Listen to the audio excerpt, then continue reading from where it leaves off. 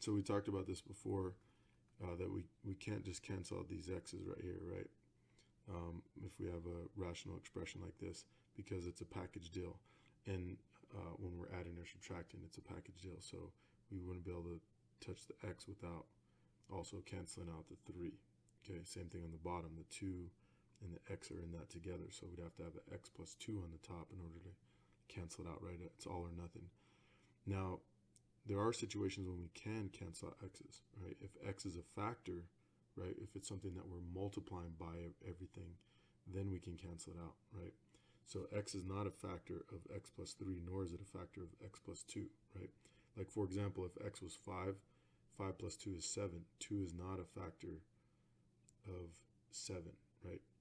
And so, anyway, so you can't assume that that either one of these numbers is a factor of the resulting expression, okay? And so here we can say that x is a factor, right? Because we're multiplying x by 3, we're multiplying x by 2, right? There's an invisible multiplication symbol there.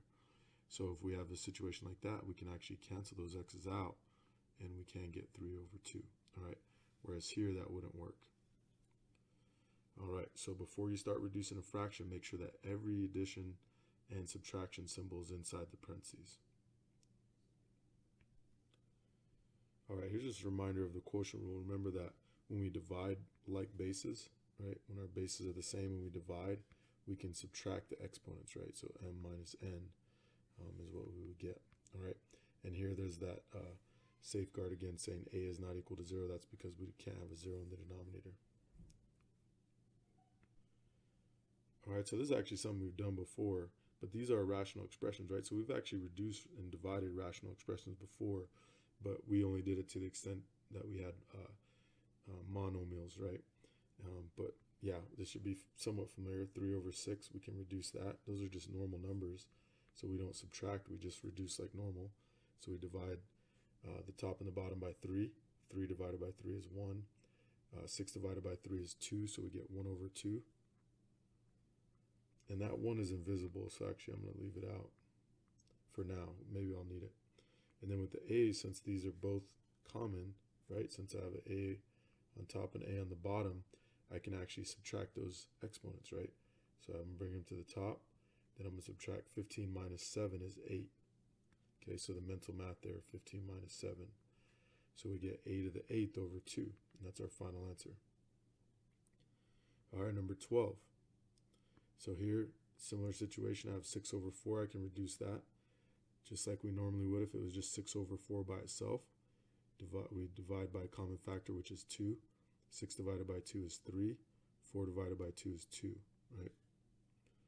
Then we have x to the 4th over x, right? We have to remember there's an invisible 1 right here. And so when we, what we're going to do is bring our x's to the top, and we're going to subtract, right? Let me bring over the 3 and the 2 first. So I'm going to bring x's to the top, and then I'm going to subtract. Since 4 is bigger, I'm going to bring my x's to the top.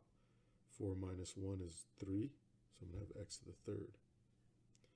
Now with the y's, 5 is bigger than 2, so I'm going to bring the y's to the bottom, and I'm going to get 5 minus 2 is 3, okay? Now, I think we mentioned this shortcut before. You can bring your y's to the top and do 2 minus 5, then you'll get negative 3, y to the negative 3rd. Then you'll just have to flip y back to the bottom, right? So if you go where the bigger exponent is, you'll end up with a positive, and you won't have to take the extra step of moving it back, okay? So that's our final answer. And remember, when we're simplifying with exponents, we always want to make sure our final result has positive exponents in it, okay?